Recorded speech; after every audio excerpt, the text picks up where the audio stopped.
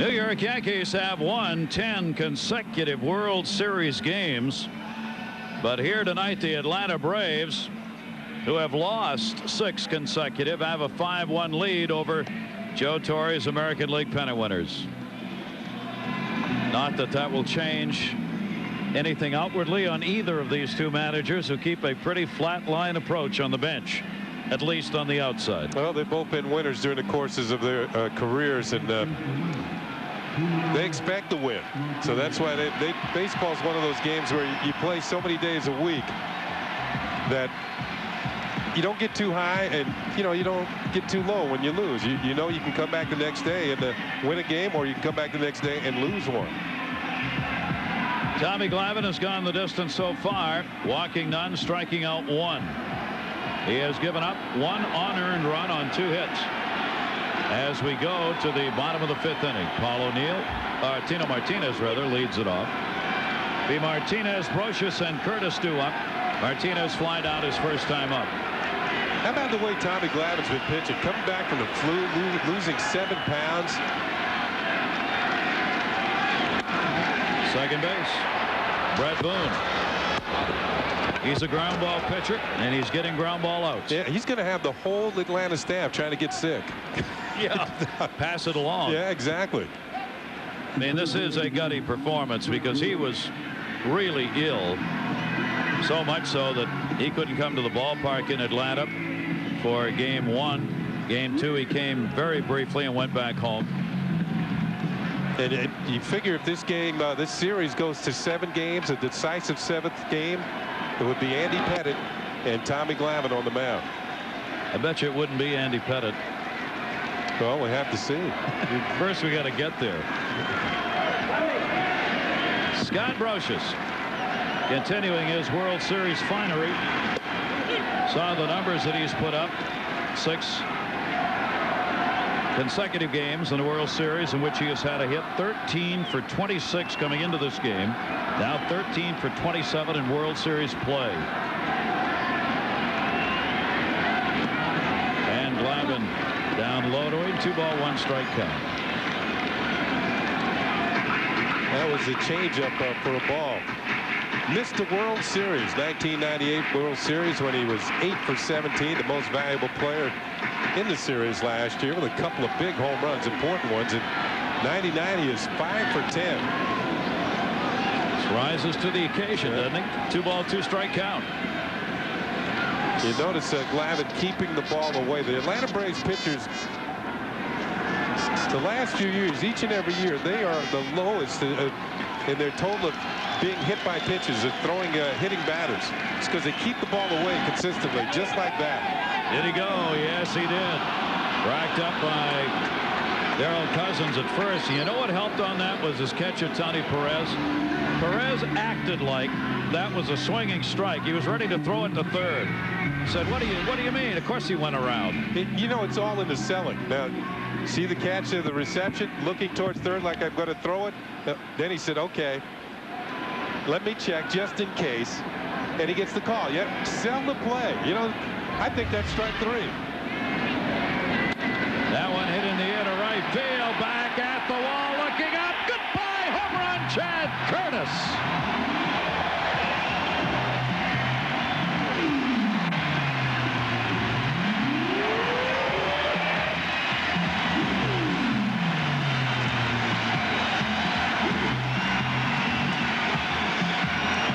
Chad Curtis would have started game 1 in Atlanta if Tommy Glavine had been on the mound. But Glavine was ill, was pushed back to game 3.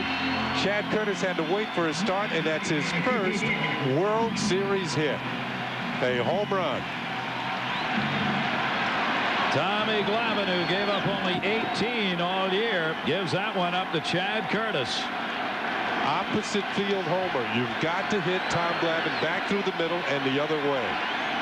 And it's a 5-2 game. Curtis playing in his first World Series this year. And comes up with his first World Series hit, and it's the long ball. He was with the Yankees last year, but did not get into a game. That one to left center field by Girardi is going to fall in for a base hit. So the Yankees start a comeback off Glavine.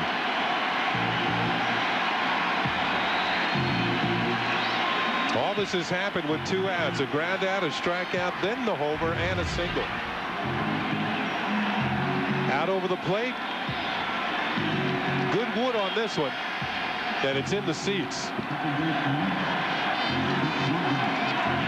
And Joe Girardi follows that up. That pitch was up, and Tom Glavine usually gets the ball down.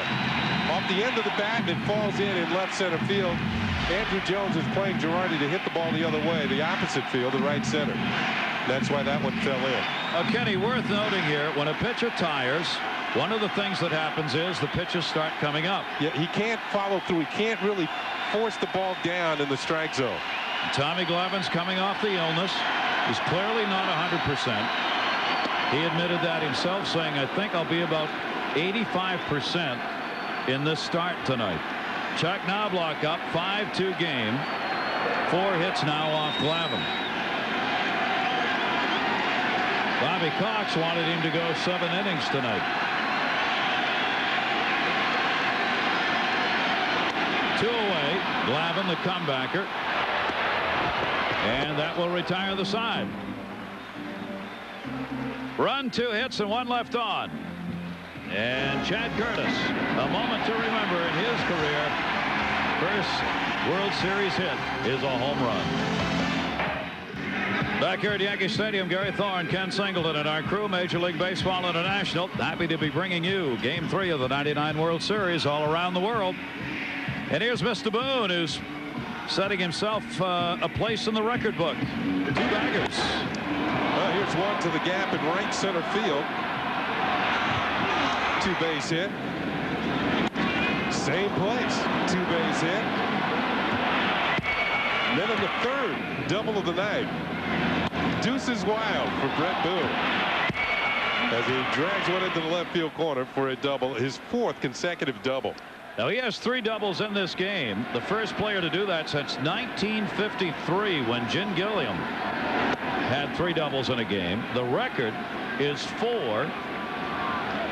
There you see the Brooklyn Dodgers, Jim Gilliam, 1953. And Boone has done it here tonight. And if he gets 1 more, he'll tie the record held by Frank Isabel. Isbell with the Chicago White Sox in 1906 had 4 doubles in a World Series game. Yeah, the White Sox were the hitless wonders. In fact, they won the series, and I think with the lowest cumulative batting average of any team. Yeah, they hit under 200 and won the series. Who were they playing? 198 batting average. Can you believe the guys who are coming up with these numbers as we speak? What a crew we have here. Brett Boone, 2 ball 1 strike count on him. Even though they have a 5-2 lead, Atlanta, there is a troublesome note underlying their lead here. They have stranded 8 so far in this game, and 6 of them have been in scoring position. Those are the kind of things that can come back and haunt you later in a game. That's the inability to get that big hit that we were talking about. Tommy Glavine has done his part. 2 runs, 4 hits off him, and 1 of those runs unearned. So we have the answer. Ken found the answer to his own question. Who did the Chicago White Sox play 1906? The Chicago Cubs. So it was the intercity battle in Chicago the year they hit 198-1. Grimsley on in relief. 3-2 delivery to Boone. Towering pop up to center. Bernie Williams. And they get Boone for the first time. 1 away in the 6th inning. Yeah, the thing about playing the Cubs that year, the Cubs actually appeared in the World Series 3 consecutive years. 1906, 1907, and 1908. They beat the Detroit Tigers in 1908.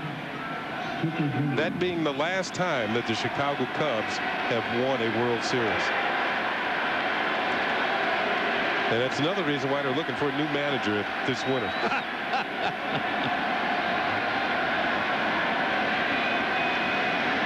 Chipper Jones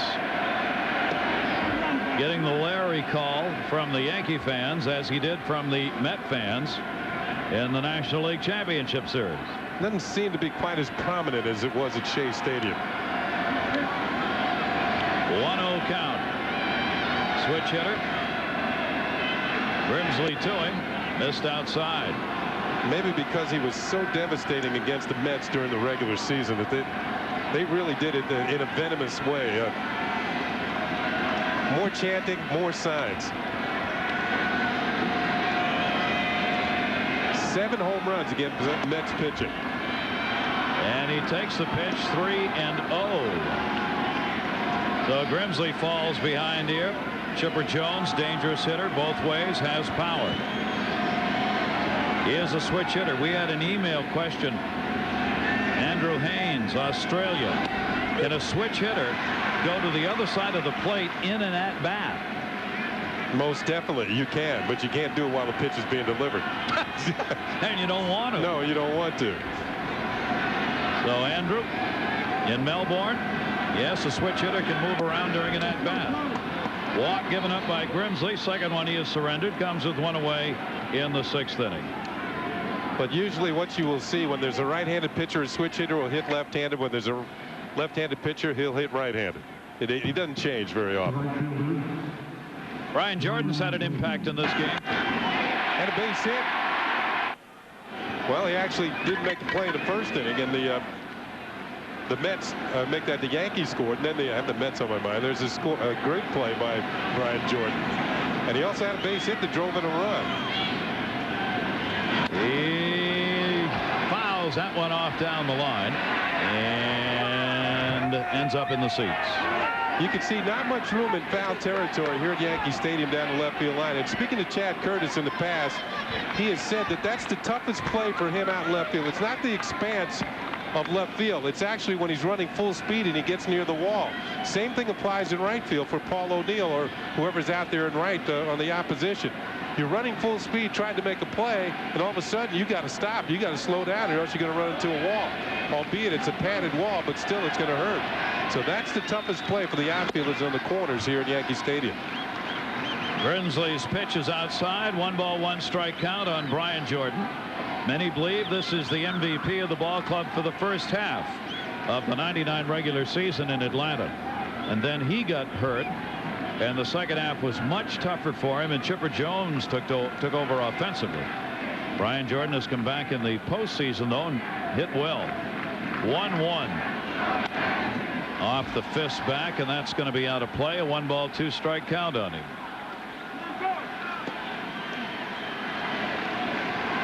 Things have definitely turned it around for the Braves in this 3rd game of the series. Gerald Williams a couple of hits. Brian Jordan 1 for 1. Andrew Jones has a hit.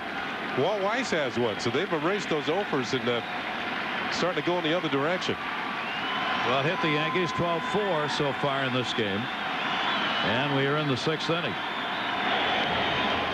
Back to first base, Chipper Jones.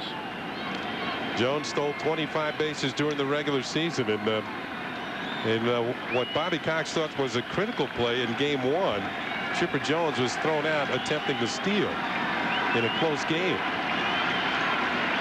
1-2 delivery, runner not going down to third, foul ball. And Atlanta thought in that game that Chipper Jones was safe at second base and that it changed the complexion of game 1. At the time, the Braves had the lead at 1-0, and they thought with him getting in scoring position and Bobby Cox thinking that maybe they could have gotten a base hit, taking a 2-0 lead. That was game 1 where the Yankees scored 4 in the 8th and went on to win 4-1. 1 down here, 1-2 count on Brian Jordan with a runner on at first base.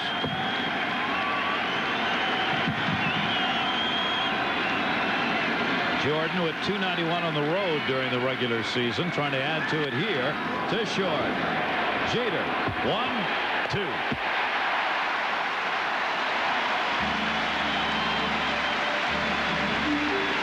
So Grimsley faces only 3 batters here in the 6th inning. Jeter had plenty of time to turn that double play in his own. O'Neill bullseye out there from his fans. 0-1 delivery. Tommy Glavine during the regular season retired only 63% of leadoff batters. That is not particularly high. If you get 70% or better, you're up there among the best. Millwood had the best numbers of all the Braves starters, retiring 76% of leadoff batters. Down the line, curving and into the seats. Reason why it's so important to retire the leadoff batter, because then if somebody gets on in an inning, say gets to first base, a ground ball double play, you're out of the inning. You get that second and third out real quick, and you give yourself a chance to get out of an inning. Once that leadoff man gets on, you know, double play, even the innings, it's still going. Hall of Fame pitcher Tom Seaver tell me he thinks that a good starter's got to get the leadoff man out 75% of the time. Says if you don't do that, then you're really not getting it done at the rate you should. But there aren't many pitchers in this day and age who do that. 70% is pretty high nowadays. 2-ball, 2-strike count on O'Neill. Well, that's why Seaver's in the Hall of Fame. Yeah. Don't want to measure yourself by those numbers too many times. Tommy Glavine, Roger Clemens is going to start game 4 for the Yankees, member of the All-Century team. And a chopper again. Perez.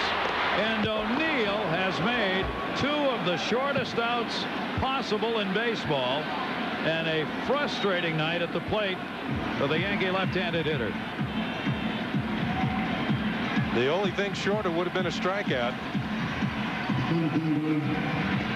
The last 2 times up, he hadn't hit the ball 4 feet. Here's another.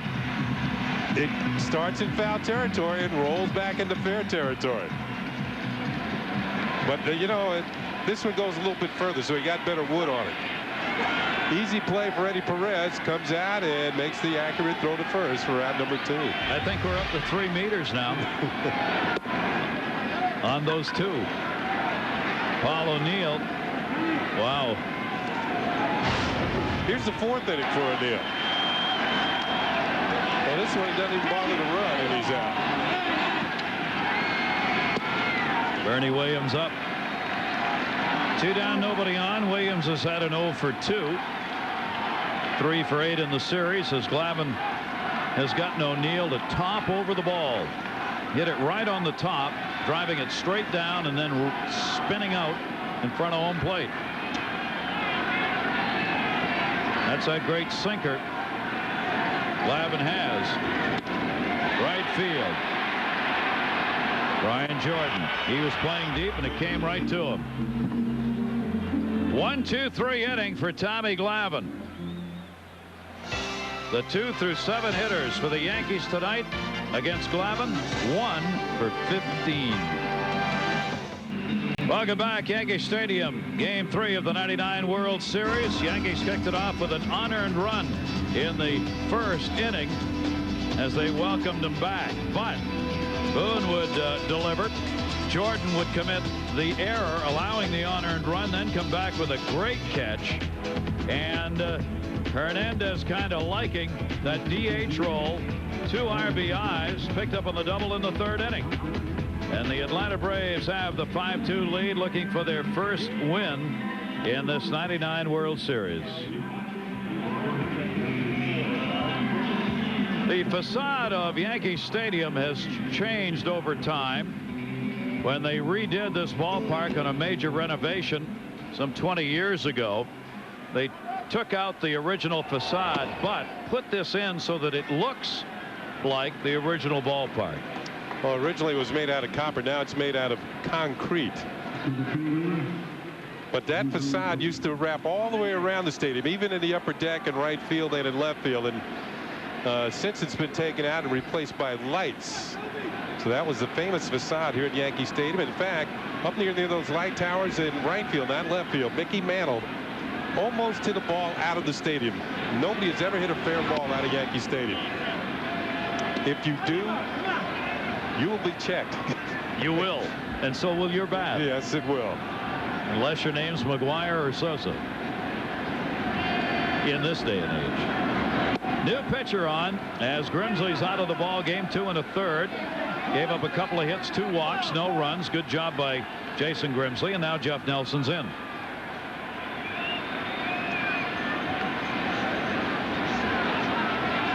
See, Nelson's earned run average hasn't given up a run. Andrew Jones, first batter Nelson faces. Nelson came into game 2 and gave up. Actually, he didn't give up some runs. He gave up somebody else's runs. Easy out here. Scott Brocious will put it away. Andrew Jones 1 for 4. 1 down, 7th inning. The runs were charged to Ramiro Mendoza when Nelson came in, having allowed a double in the 9th inning in game 2. But it was Mendoza who put the runners aboard, and the runs are charged to him. But this time he comes in with nobody on, so if any runs score against Jeff Nelson, they will be his. Right-hander making his 4th postseason appearance. Only 4 innings worked. Mendoza on the bench. Nelson's given up 3 hits, 4 innings, 2 runs. 7th inning, 1 away. Hernandez, the big 2 RBI double that came in the 3rd inning. He's 1 for 3. He's the designated hitter. Breaking ball into him for a strike. 1-1. Jose Hernandez. Well, with Jose Hernandez up and Eddie Perez to follow, and Andrew Jones was the previous hitter, might be a good inning to talk about international scouting and how the Braves and the Yankees are both heavy into it in this day and age where it's hard to find baseball players. The teams that put a lot of money into scouting, as the Braves and the Yankees do, have a tendency to be more successful. Andrew Jones from Curacao, you know, not many ball players have come from that area of the world, but nowadays you're seeing more and more players from that area. Players from Aruba like Sidney Ponson of the Baltimore Orioles, a fine young pitcher. And the scouts going worldwide. And it used to say beating the bushes here in the States. Well, they've done that all over the world now. They're beating the beaches now. Yeah. From Puerto Rico, Jose Hernandez is a strikeout victim. And Nelson quickly gets a couple of outs here in the 7th inning. I had a chance to talk to the assistant general manager of the Atlanta Braves, Frank Wren, and he had mentioned the fact that now more scouting in Europe, they have a tendency to have tournaments where all the players of the countries in Europe are concentrated, and they send scouts over there to watch those tournaments and maybe pick out a player or 2. Eddie Perez, that slider is outside for a ball. Perez a single his last time up.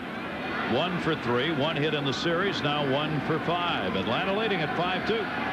Players in the United States and Canada and Puerto Rico are subject to a draft, which means they come in a draft position. But when you draft these players, you have to sign them. And usually the players who are drafted high, say in the 1st or 2nd run, can command a lot of money. Upwards of, we've heard, what, $7 million before they've even played. Comebacker. Nelson, good inning.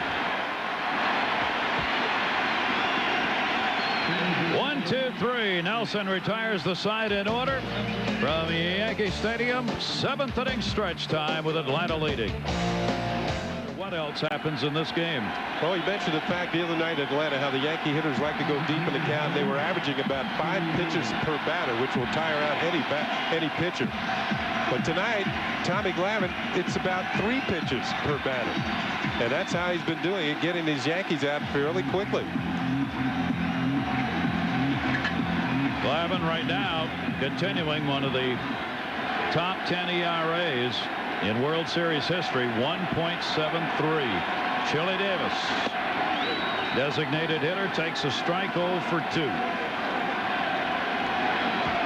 Glavine has not walked a batter, and he has struck out 2. He's gotten his ground ball outs. During the year, he gave up more hits than any other National League pitcher. But a lot of that came in the first half of the season. Second half, he really settled in. Springer and the left-hander Mike Remlinger warming up.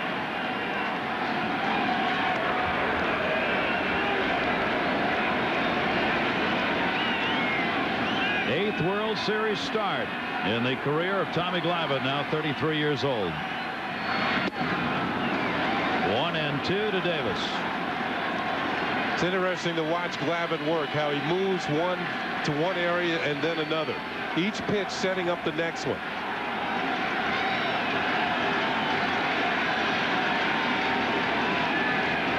1-2 delivery. There goes the bat. Look out. Wow. That went about a dozen rows back. Davis is the third strikeout victim. I think fortunately that bat had a lot of hang time, so people could watch it, see it coming. Well, Glavine first pitch over the outside corner for a strike, then inside for a call strike, then one up and away just to show him something away, and then right back inside on Chili Davis to pick up the strikeout. There's a swing and the miss, and the bat will go into the stands, and it appears that everybody's okay. Let's hope so. That's why you got to keep your eyes on the game when you're in the very expensive seats. 3 strikeouts for Tommy Glavine. Again, no leadoff man on. Tino Martinez deep to right field, way back. Goodbye, home run.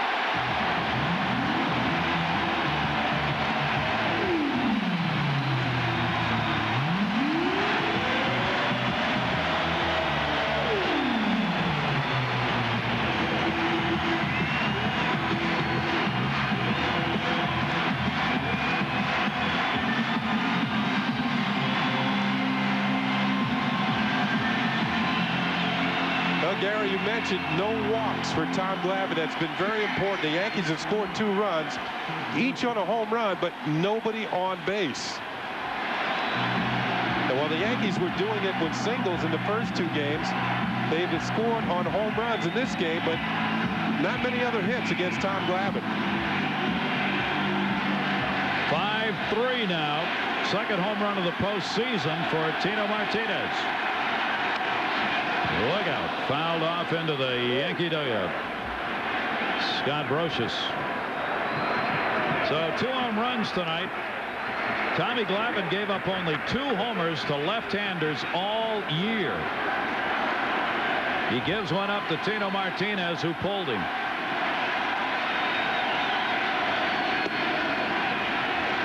Brocious has gone 0 for 2. 1-1 count on Brocious. Well, Bobby Cox is hoping for 7 innings from Tom Glavine. So far, he's gotten 6 1/3. Brocious pops that one up to center. Andrew Jones with the I got it catch. 2 down. Tino Martinez had a big home run in last year's World Series, a grand slam against the San Diego Padres in Game 1 that gave the Yankees the victory. That pitch is centered right in the middle of the plate, and Tino does the rest. Nice follow through on the swing. Great extension. That ball is headed for faraway places. And the Yankees have their 3rd run on the board. And Tommy Glavine says, give me another ball. His demeanor doesn't change. 2 down outside to Chad Curtis. Now let's see if Glavine remembers Curtis's last at bat when he hit a homer. It was a pitch out over the plate. Curtis watching, went the other way, opposite field for the homer. Does Glavine try and come inside? Walt Weiss. Tommy Glavine comes right back and gets the out.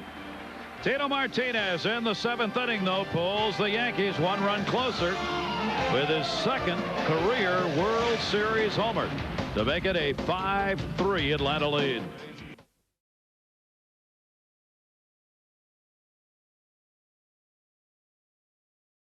No better guy to go out there. His tenacity and stubbornness will pay off for us. And, you know, we don't know the end result, but if we still remain as a fighting chance, it's good to have these next 5 games start with him. Well, he was talking about the fact that how stubborn Tom Glavine could be, and the fact that he feels that there's nobody better suited for a tough situation when his team down 2-0 in the World Series, and under the circumstances of his illness, that he could still get the job done. And right so far. Here's Brian Hunter, but it is just a 2-run lead now. It had been 5-1. Yankees have chipped away, run in the 5th, run in the 7th, 5-3 now. Jeff Nelson out of the bullpen, and the Braves hitters keep backing away from that slider as Hunter leads it off. Nelson at 6'7", originally from Maryland, makes his home now in the state of Washington. He played for Seattle for a while. But that slider, as you mentioned, Gary, it is tough on right-handers. He looks like he's coming from the throwing that pitch from the third base coaching box when he slings it sidearm. Brian Hunter will be followed by Weiss and Williams. Leo Mazzoni on the bullpen phone. They stay off it. Outside, 2-ball, 2-strike count on Hunter. It's 1 for 3. I thought I heard Leo Mazzoni say throw easy, which means they might have somebody up. Fastball. They might have somebody up when Tom Glavine comes out to start the next inning. Jeff Nelson, after all those sliders, that fastball was right over the outside corner for call strike 3. Watch the tail right back to the corner for a call strike. Nelson picks up strikeout number 2. Walt Weiss coming up against Nelson. Yankee bullpen, Grimsley and Nelson have not given anything up. Andy Pettit gave up the 5 runs on 10 hits and 3 2/3. Since then, there have been only 2 hits picked up by the Braves. And there will be action, and the fans are all over John Rocker, who gets up to throw in the bullpen. Inside corner, strike, 1-1.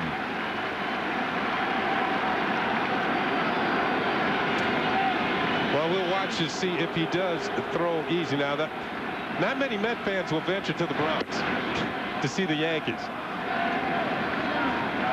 Back during the league championship series, we ran into some Met fans at the airport. I asked them, do they watch Yankee games? They said, no reason to. Here's the 2-1 delivery. Foul back. I think it's that broadcast crew the Mets have is the reason they say that. A 2-ball, 2-strike count. So he is throwing easily. 2-2. Bleacher creatures are all over the rock.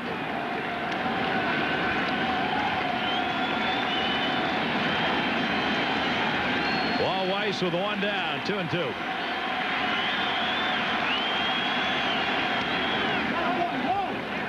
We probably should tell the fans around the world during the regular season. I cover the Mets, do a number of TV games for them, and Kenny covers the Yankees locally. Yeah, locally. Which, if it had turned out to be a Subway Series, we wouldn't have been quite as nice to each other. 2-2 foul back. We do come in the same car to come to the games. Yeah, we ride together. Yeah, we do. That bulletproof section in the middle is appropriate, but nevertheless, it's the same car. Bobby Cox hanging on. He knows this is far from over. Would love to see a runner more tacked up for Atlanta. 8th inning, Walt Weiss up high to him. 3-2. Gary, you mentioned how many men that the Braves left on early in the game when Andy Pettit, primarily when he was on the mound. Chances missed to really break the game wide open. The Yankees have crept to within 2. Left field. Curtis was shallow. He backs up, makes the play. Weiss retired, 2 down.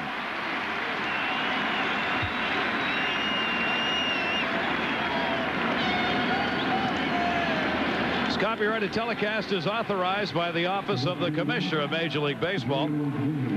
Any reproduction, retransmission, or other use of the pictures, descriptions, and accounts of this game without the express written consent of the Commissioner is prohibited.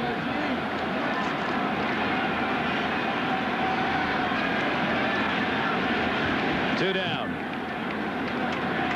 Leadoff batter Gerald Williams. Triple, single, 2 runs scored, 2 for 4. That's more like what Bobby Cox wanted out of that leadoff spot. As Williams get out of the 0 for 8 he had coming into this game. Ground ball RBI. Chipper Jones in the first inning. Jordan's got an RBI. Boone's got an RBI. 2 for Hernandez, the designated hitter in the game, counting for the 5 Atlanta runs. You know, thinking back to the designated hitter in this game, you just had Walt Weiss, the number 9 hitter up. That usually in a National League park, that would have been a pitcher's spot. The decision might have been made for Bobby Cox to take Tom Glavine out of the game. He might have just pinch hit for him and then bring somebody in from the bullpen. But here in the American League, where the pitchers do not have to hit, he has the option of leaving him in the game. And he decides to leave him in tonight and go into the 8th inning, although Rocker is warming up easily in the bullpen, throwing easily. Chases a high one, fouls it off. A ball and 2 strikes on Gerald Williams. Rocker will be ready so that if Glavine runs into trouble, a couple of quick tosses and he can come into the game. Yankee fans up, wanting the strikeout. Another pop up to left field. Chad Curtis puts it away, and the bullpen continues to get it done. The Braves have no hits since the 5th inning. Still have a 5-3 lead. Rocker's ready.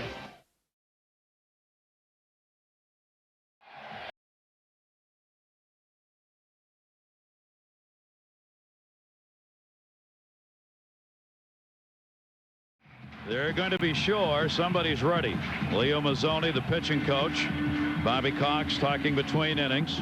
Rocker is ready, and Remlinger, the left-hander, has been up, on and off, throwing out there just in case as well. Slightest sign of trouble, somebody will be in. Now, if the Yankees tie the score or take the lead, you'll see Mariano Rivera. What Bobby Cox knows is this New York team, this postseason, 8th inning on, has outscored the opposition 16-3 from the 8th inning on. Joe Girardi starts it out with a base hit to right. The potential tying run will come to the plate.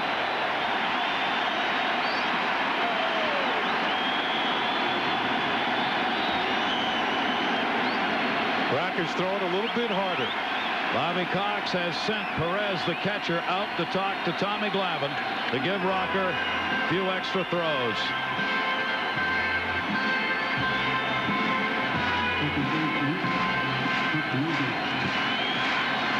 Well, here's where Tommy Glavine really needs that ground ball that we've talked about. His ability to get that sinker moving down, and the Yankee hitters, if they try and pull it, it's going to be a ground ball to short. That's exactly what he wants right now. 6 hits off Tommy Glavine tonight. Knobloch, one of them, a double. Also has reached on an error and scored. The Yankee fans are up and roaring. Ball 1 outside to Knobloch. Now back to the top of the order. Well, the tendency for any Yankee hitter who comes to the plate representing a tying run, thinking home run is not what you want. But as we mentioned, Tom Glavine hasn't given up that many. The ones he has given up tonight have been solo shots. He's really going to work on that sinker right now. There it is. Knobloch stays off the pitch, 2-0. No walks for Tommy Glavine in this game.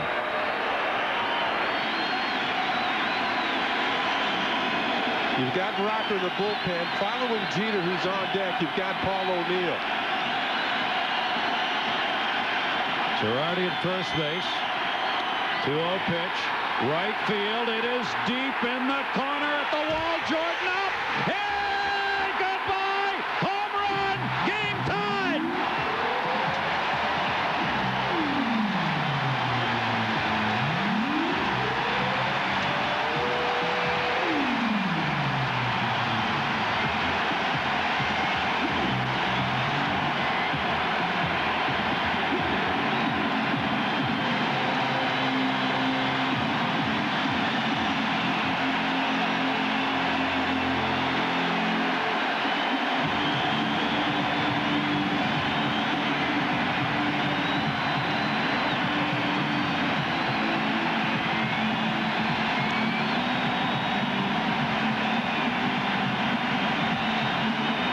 Yankees celebrate the Chuck Knobloch home run.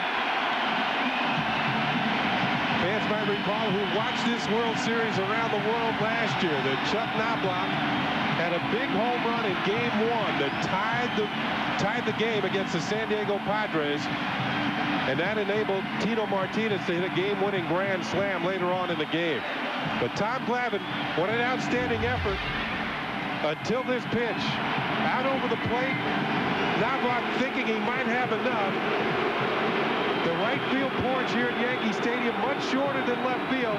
Good effort by Brian Jordan. I don't know if it got his glove or not, but he didn't get enough of it to keep it from going into the seats for a home run. Here's a closer look. The top of the leaf by Brian Jordan. Does he get leather on it? Yes, he does. Off the tip of his glove and into the seats for a homer. One more look. How close did he come to making a great catch? In fact, he checks his glove.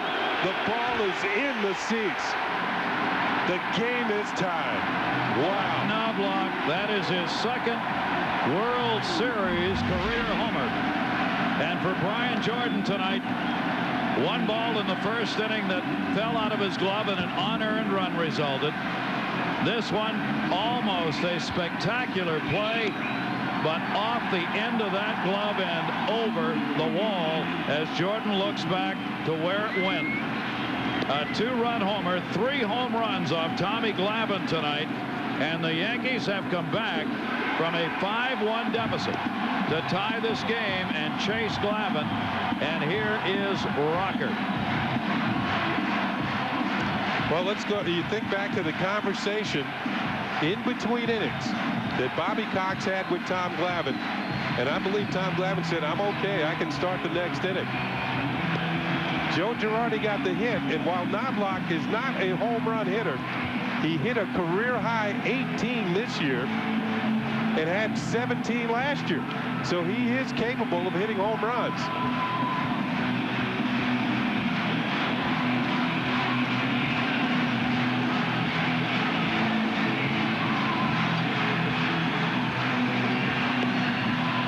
Rocker on in relief. Respected by the Yankees and their manager Joe Torre. Both Rocker and Remling are the left-handers. Joe Torre has said not easy. Now they come out of that bullpen with Rocker. We thought they had enough when they had Wallers throwing 98. Now they have Rocker throwing 98.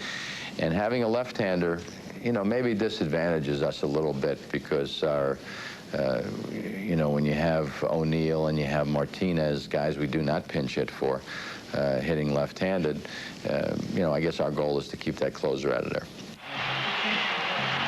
So here he is, John Rocker on in relief. Yankees have tied it up in the bottom half of the 8th inning, 5-5. Well, so far in this series, the 8th inning has been the charm inning for the Yankees.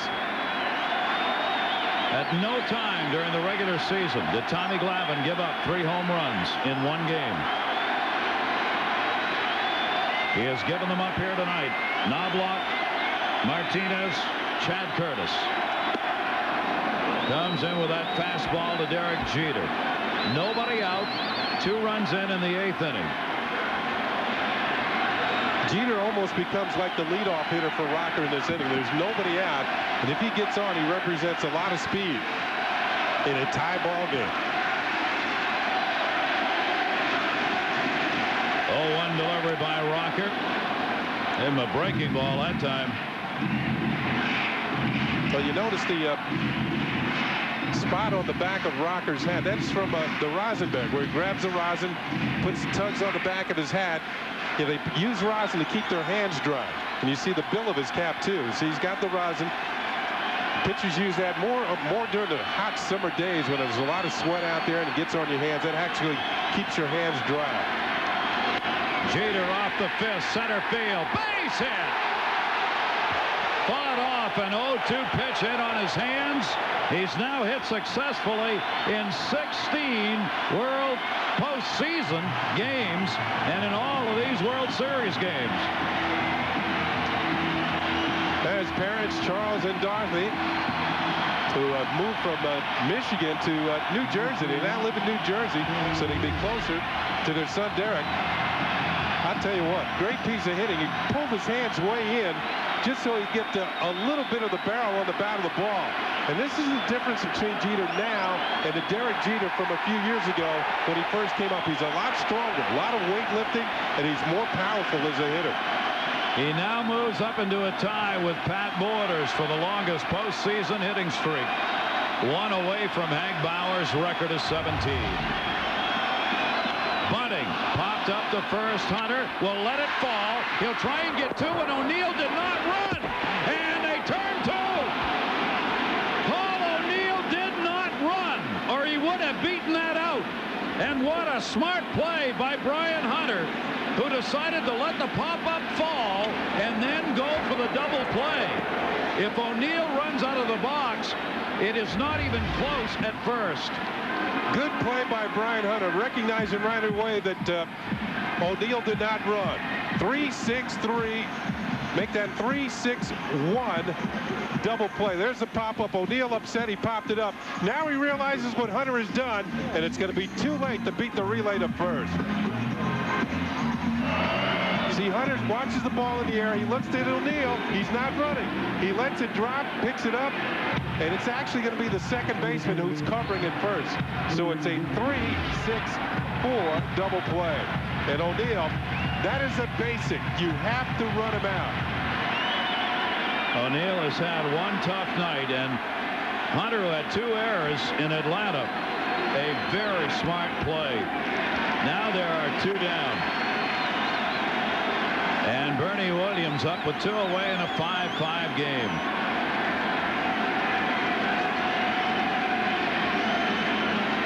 Williams has had an 0 for 3. 3 for 9 in the series. Keep that play in mind. It was a sacrifice that wasn't successful, number 1, but worse yet for O'Neill, ends up being a double play.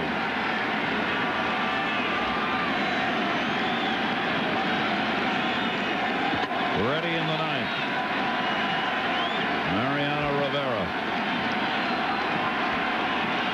1-1 count on Bernie Williams.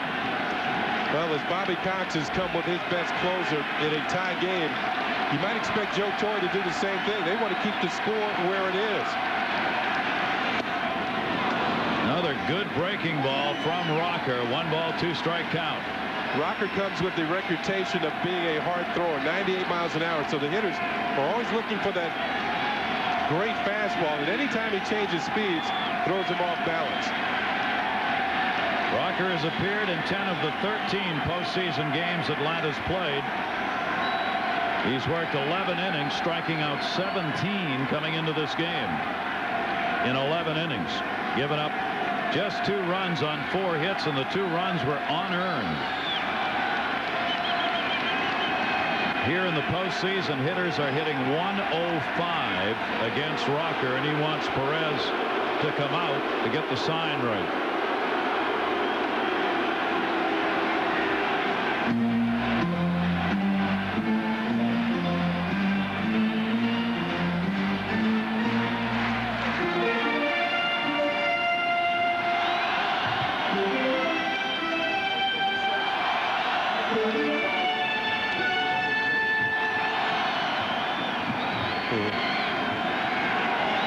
Bernie Williams waiting through all this. Sandy Pettit's now non-decision. The Yankees starter can't win or lose it. And Williams to center field.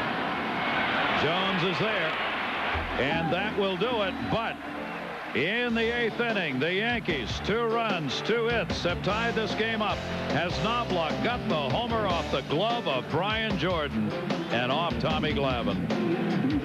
World Series is being brought to you by MasterCard. Well, we hope you are enjoying this one. It is a game worthy of the World Series. Rocker came on, gave up nothing more, but the Yankees, again, late inning heroics have tied this game up at 5-5 going to the 9th inning. Rocker and the fans, he just can't not talk to them. He has to do it. Not too intense. Well, Rivera comes in. The job done by Jeff Nelson and Jason Grimsley in relief. Between the 4th and 3rd shutout innings. And they were excellent. And that gave the Yankees a chance to get back in the game. Now Mariano Rivera gives up absolutely nothing. 7th appearance this postseason. The 9 innings, no runs, 7 hits. He's walked only 1 and struck out 7. Brett Boone, 3 doubles, 3 for 4. Chipper Jones and Brian Jordan in the 9th inning. Fouled straight back. Quickly 0-2. Bobby Cox has seen his team lose a 5-1 lead in this game. When Rivera comes into a ball game here at Yankee Stadium, they play a heavy metal tune. It's called Enter Sandman by Metallica. Now, he doesn't particularly like the song, but it's quite appropriate because it usually puts the opposition to sleep. Brett Boone's just up there wailing away. You saw the numbers on him. I mean, the numbers he's putting up now. The 9 scoreless innings, 5 saves, 6 appearances this postseason. Hasn't allowed a run in 22 1/3 innings in the postseason. He finished the regular season 30 2/3 scoreless innings. And a base hit to right field by Boone. What a night for Brett Boone. 3 doubles and a single in 5 at-bats, and a huge leadoff single in the 9th inning. Now, I really think that Mariano Rivera is more effective against left-handed hitters because he throws his cutters. See the ball move away just at the end.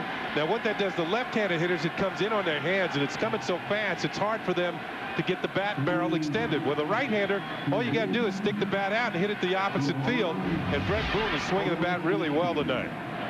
Bruin will come out of the game for a pinch runner, the speedy Otis Nixon. But what a night for Boone. Bobby Cox is going for it right here. Whoa! Takes a little fall on the dugout steps. That's the only mistake he's made tonight. Well, the bat's working, but maybe the feet aren't. Chipper Jones, runner at first, Nixon. Tie game in the 9th inning. And Rivera will throw over. Do you try and run Otis Nixon in the 9th inning? Well, he's as good as anybody this decade stealing bases. He's stolen more bases than anybody in a decade of the 90s. And this is his job, to make something happen once he gets on. Chipper Jones takes it inside for a ball. Nixon had 26 stolen bases during the season, caught 7 times. Well, right away, you know Chipper Jones isn't going to bunt. So what that tells you, for Otis Nixon to get in the scoring position, how is he going to get there? He's going to have to steal second.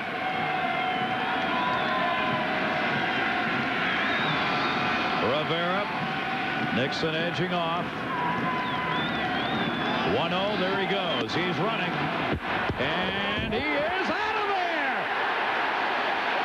Joe Girardi with a huge cut, stealing on a 1-hop to Jeter.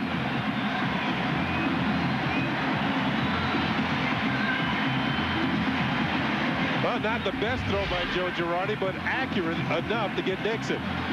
Now, I think he got a pretty good jump. But in between here, Rivera gets the ball to the plate very quickly. There's a throw to Jeter, who's going to pick it out of the dirt on a hop and then apply the tag. An easy out of Otis Nixon. Chipper Jones goes around 2-1. There's Girardi. Well, the throw wasn't the best, but he'll take the results. It's a huge play here in the 9th inning of Game 3. Down low, 3-ball, 1-strike count on Chipper Jones. So they took the chance. Boone delivered the single. The pinch runner, Otis Nixon, trying to steal his way into scoring position and could not do it. 3-2.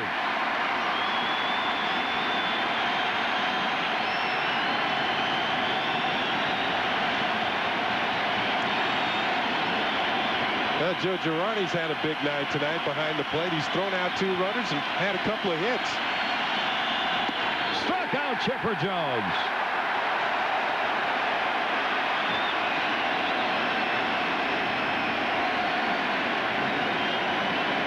Chipper Jones is the man who told us With Mariano Rivera, it becomes an 8-inning game because you're not going to score off him.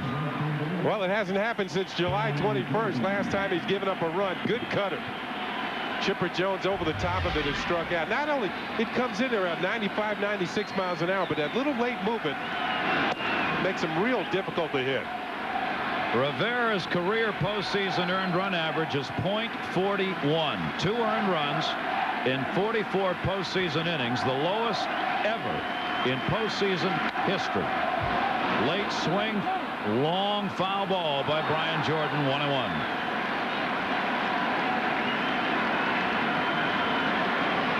RBI single back in the 3rd inning.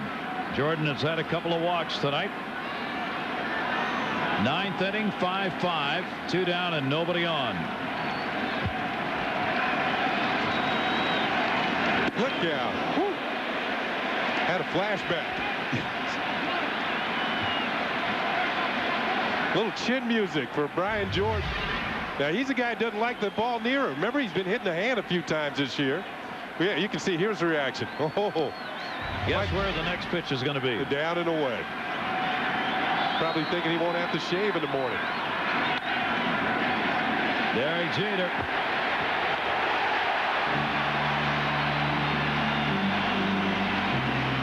Mariano Rivera does what Mariano Rivera does with a little help from Girardi. Faced only 3. Bottom of the 9th coming up.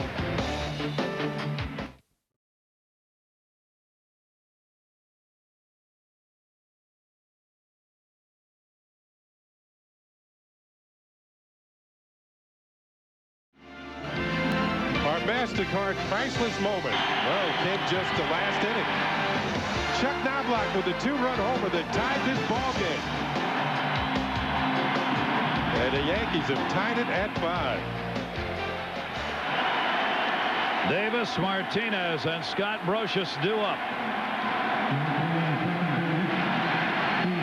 Keith Lockhart has come on to play second base for Boone, who came out for the pinch runner. There's Lockhart. Chili Davis 0 for 3, the designated hitter. Andy Pettit, who started and gave up the 5 runs, watching. Grimsley, Nelson, and Rivera have held Atlanta down, giving New York the chance to come back and tie it up.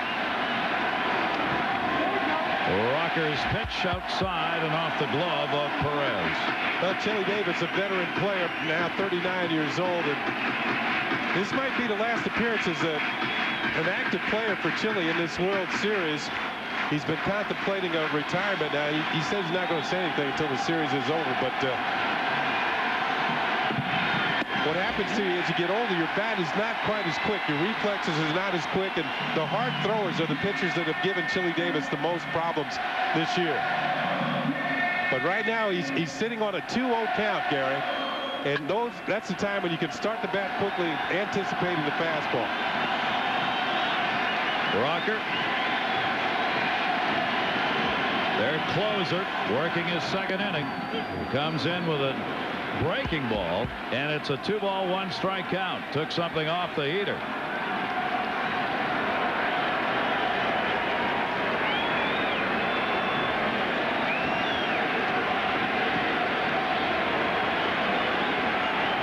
Waiting, watching, everywhere. Davis, another one. 2-ball, 2-strike count. Rocker throwing that curveball. I think Chili's a little upset because that one might have broken out of the strike zone for ball 3, but instead it's a 2-2 count. Here's another look. Yeah, that one's definitely low for a ball. Here's the 2-2 heater. Blew it by him. It's a good piece of pitching right there by John Rocker. Curveball's down, fastball up. Changing the plane on where the baseball is. The last couple of pitches have been downstairs. This one's upstairs. And as we mentioned, Chili Davis not as quick as he used to be, and that's Rocker's first strikeout. Tino Martinez coming up.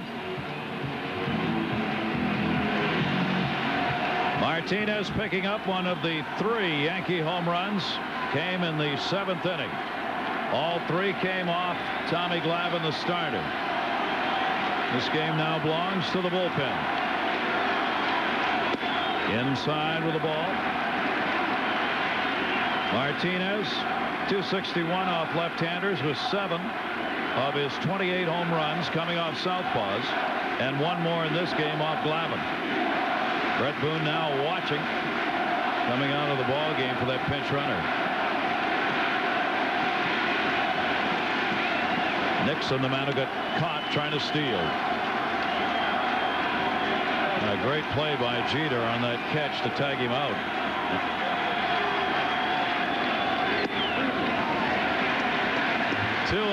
On Martinez. Tommy Glavine gets a pitch in the middle of the plate, and Tino Martinez doesn't miss it. Tino with his 2nd career World Series home run.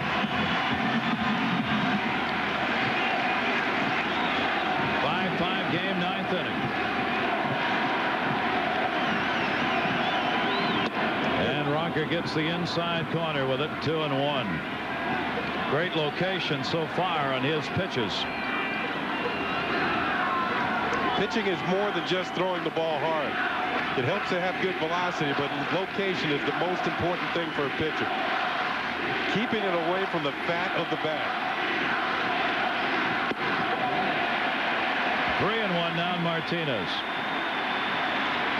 Rocker gave up 5 homers during the regular season, 2 to left-handers, 3 to right-handers, and none so far in the postseason.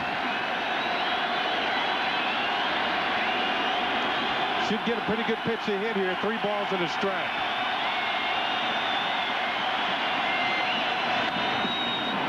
Third base, Chipper Jones. And in foul territory, that is the 2nd out in the bottom of the 9th inning.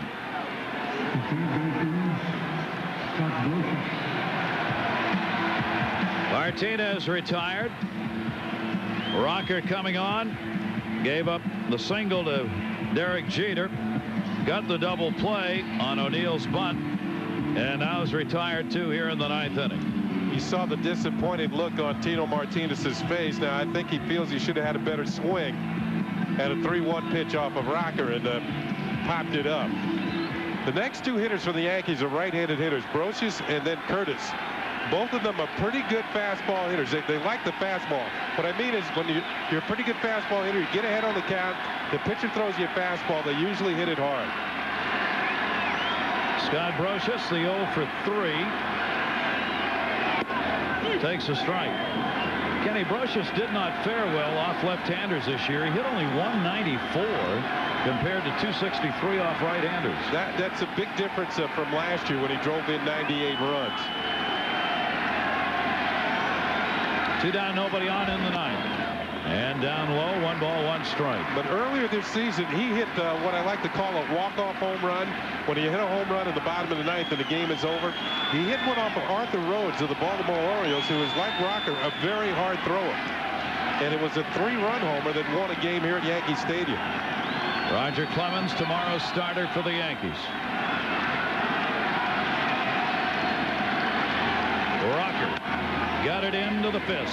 Shortstop Weiss will make the play, and we will go extra innings.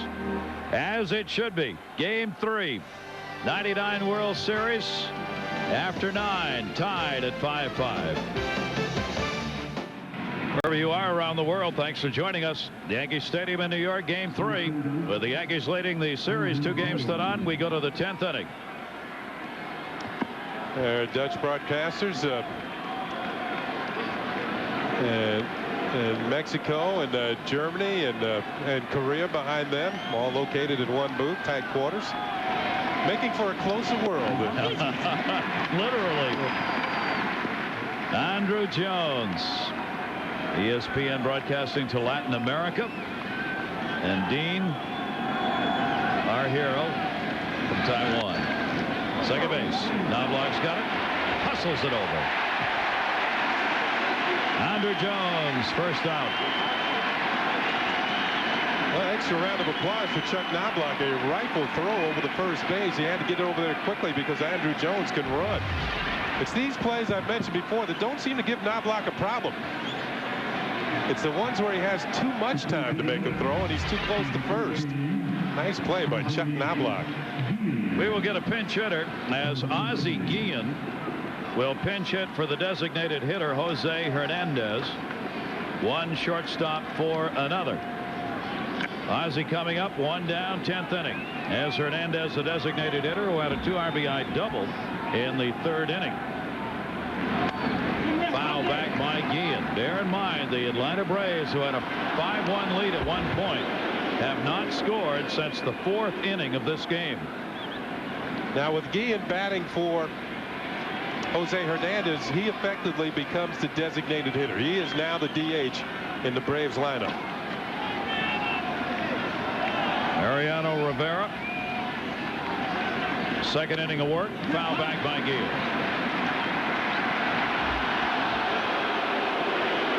Postseason, the 1 for 8. Ozzie out of Venezuela.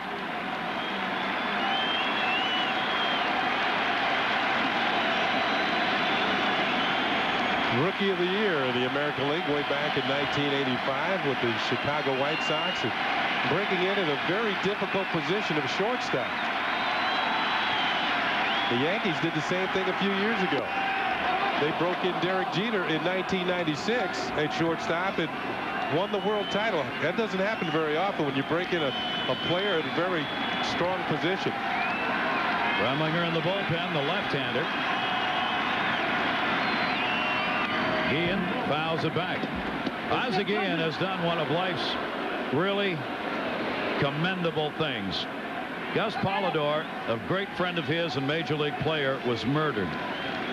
Ozzie Guillen took his family literally in and has raised the 3 children Polidor has as well as his own.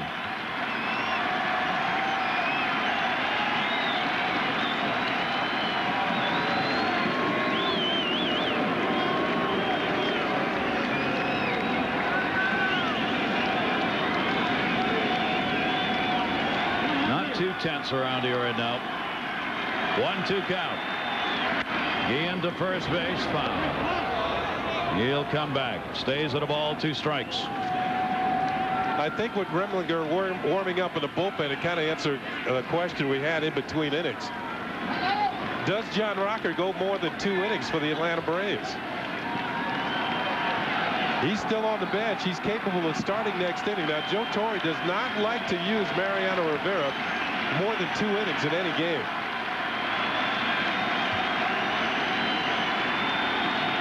Lots going to depend on what happens right here.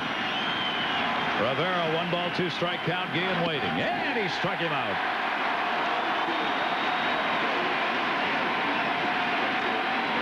Two strikeouts for Rivera. I think with both closers in the game, the managers realize how important the 3rd game is. For Joe Torre, if the Yankees win this, they're up 3-0. Nobody has ever come back from a 3-0 deficit.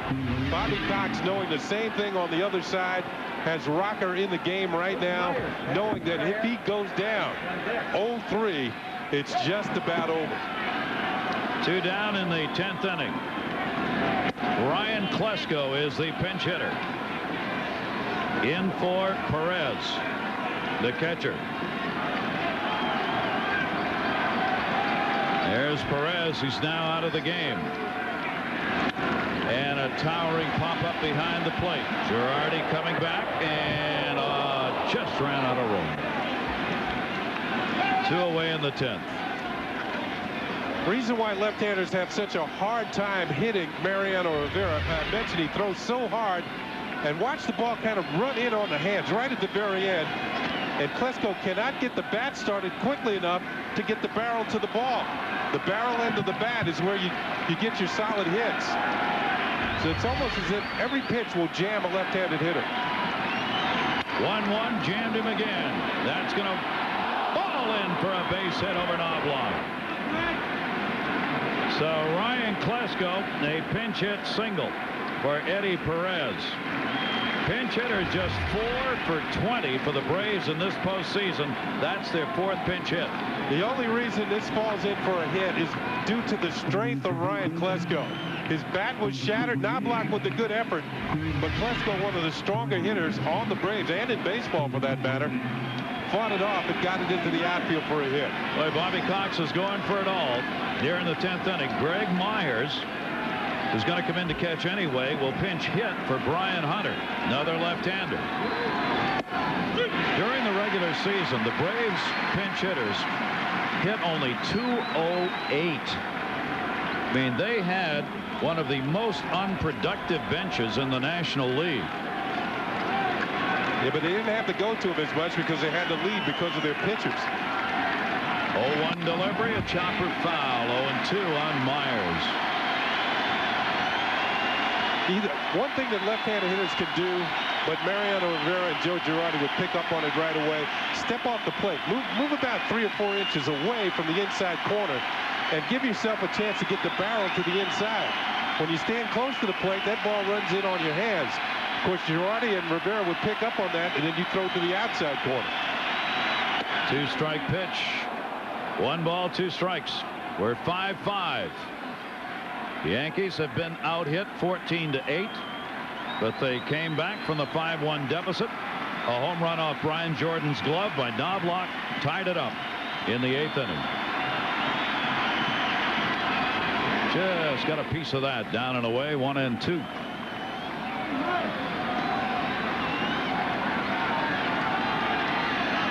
John Rocker waiting to see whether he will be sent back out for another inning of work in the 10th. 1-2 delivery. That'll go to first. Tito Martinez will retire the side. 10th inning, no runs, a base hit, and a 1 left on. The Atlanta Braves not getting anything off. Mariano Rivera, bottom half of the 10th when we come back. Extra innings, bottom of the 10th inning. Game tied 5-5. Yankees were 7-2 during the regular season in extra inning games. Atlanta 17-5. 56,700 plus at Yankee Stadium. Seen a classic matchup. And as expected in this series, games coming down to the bullpen. Bottom of the 10th inning, Ryan Klesko will come on to play first base after pinch hitting with Hunter out of there. Greg Myers will do the catching with Perez out for a pinch hitter. And the third pitcher of the night, 33-year-old left-hander Mike Remlinger. And he's one of the reasons why the Braves have a pretty good record in extra innings, 17-5 on the season. Remlinger so far the postseason 0-1. 8 strikeouts with 7 walks in 10 1/3 innings. And with these Yankee hitters, they know how to get on base via the base on balls if you don't have control. Bobby Cox keeps coming with the left-handers. Started with Glavine, left-hander Rocker, left-hander Remlinger. Strawberry's still on the bench. Strawberry, a powerful left-handed hitter, and always a threat with one swing of the bat to break up a ball game. And one way to keep him on the bench is keep bringing left-handers out there. And there's still Terry Mulholland's out there, another left-hander for the Braves. Chad Curtis, Girardi, and Knobloch due up in the bottom half of the 10th for the Yankees. Home run in the 5th inning. His first World Series hit. Goes after the first pitch and fouls it back. Strike 1. Well, this was the start of the Yankee comeback in the 5th inning. Curtis going to the opposite field on Tom Glavine for the homer that made it 5-2. Yankees got a solo home run from Tito Martinez, 5-3, and then a 2-run homer by Chuck Knobloch. So the Yankees have used the long ball and they've finally broken it out here in Game 3. He was 0 for 14 against Tommy Glavine when he got that home run. Chad Curtis takes it up high from Remlinger. Rocker goes 2 innings, a hit and a walk. There's the other left-hander Kenny was talking about, Mulholland, and Russ Springer, and that's Greg Maddux with a jacket on in front. Notice he had a baseball in his hand. And he's in the bullpen. It'll tell you that he wants to throw it. Deep to left field. Could be the ball game. Chad Curtis. Yankees lead the series 3-0.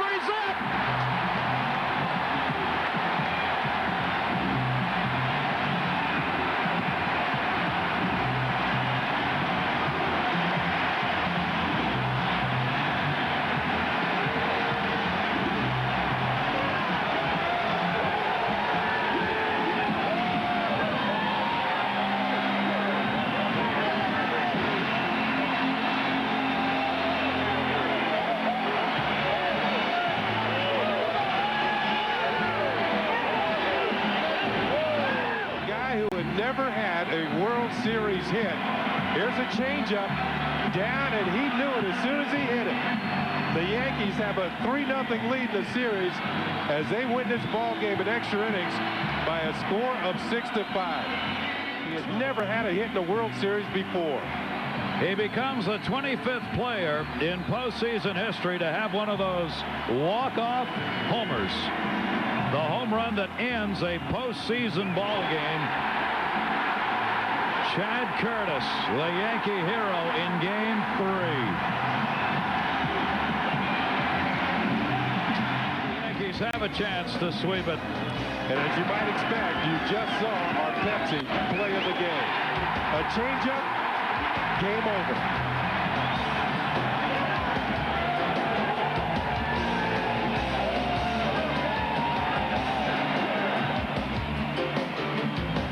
The Yankee bullpen, Grimsley, Nelson, and Rivera held Atlanta down. Rivera, the winner, 2-0. Remlinger, the loser, 0-2 in postseason. 6-5 the final, and the Yankees tomorrow night can, for the second year in a row, sweep the World Series. Game 4, 8 o'clock Eastern, midnight, Greenwich Mean Time tomorrow. The Yankees have now won 11 consecutive World Series games. They are 10-1 in this postseason, and Joe Torre becomes the first manager to have the streak of 11 consecutive wins in the World Series.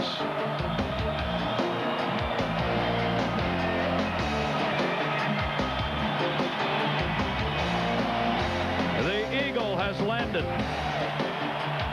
Boone delivered 3 triples and an RBI, and Andy Pettitte gave up 5 runs in 3 2/3. Brian Jordan couldn't handle it in the first.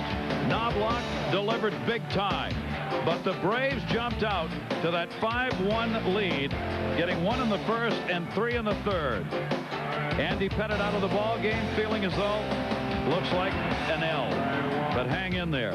3 home runs, Curtis, then Martinez off Tommy Glavine, and then in the 8th inning, a 2-run homer off the glove of Jordan by Knobloch tied this ball game up at 5 and sent Tommy Glavine to the showers. Nixon tried to steal a run. Girardi threw him out, and the extra inning effort to no avail. And then Chad Curtis against Remlinger in the 10th, his second home run of the ball game, a game-winning home run for Curtis.